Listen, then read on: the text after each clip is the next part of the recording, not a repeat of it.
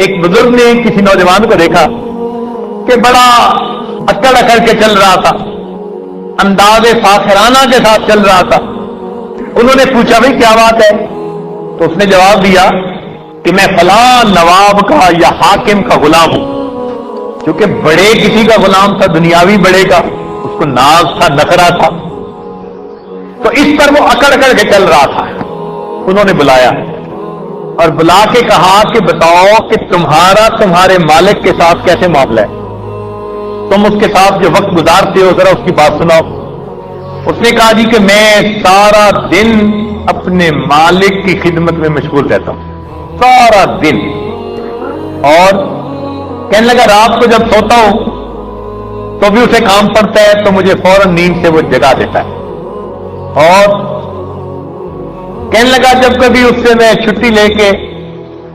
بیوی بچوں کے پاس جاتا ہوں تو وہ میری اجرت کو کم کر دیتا ہے، چھٹی والے دنوں کی مزدوری تنخواہ کاٹ لیتا ہے۔ اس نے کہا اور بتائیں؟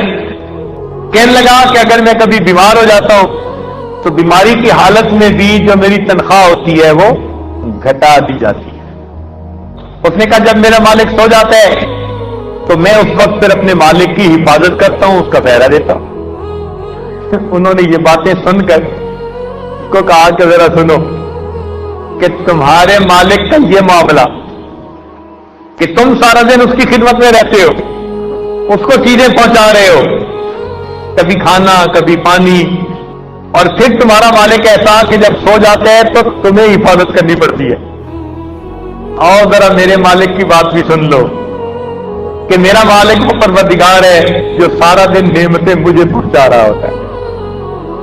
یہ کھانے کی نعمت پہنچ رہی ہے، یہ کھانے کی نعمت پہنچ رہی ہے، یہ پینے کی نعمت پہنچ رہی ہے، اور جب یہ سب کچھ کھا پی کر میں سو جاتا ہوں تو میرا مالک جاگ کر میری حفاظت کر رہا ہوتا ہے۔ تم بیمار ہو جاتے ہو تو تمہارا مالک تمہاری اجرت کو کم کر دیتا ہے،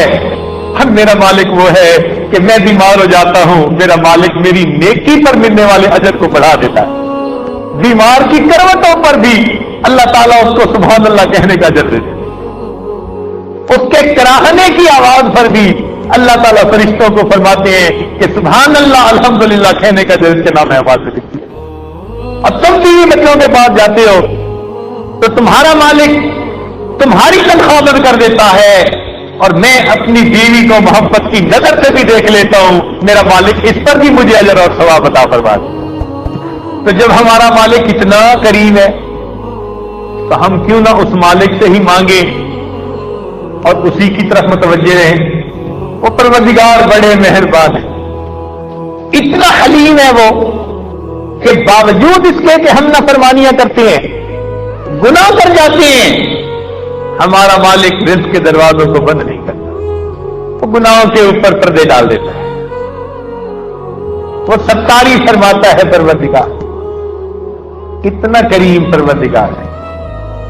اسی لیے اگر قیامت کے دن کسی بندے کو کہہ دیا جائے کہ تمہیں دو آپشن دیتے ہیں، یا تو تمہاری زندگی کی فلم تمہاری بہن ماں اور بیوی کے سامنے چلا دیتے ہیں، اور یا تمہیں جہنم بھیج دیتے ہیں، تو میرے دوستو ہم میں سے کتنے ایسے ہوں گے کہ جو کہیں گے اللہ یہ فلم ان کے سامنے نہ چلانا، ہمیں جہنم میں زیادہ آسان لگ رہا ہے۔ ایسے گناہوں پر اللہ نے پردہ ڈالا ہوا ہوتا ہے۔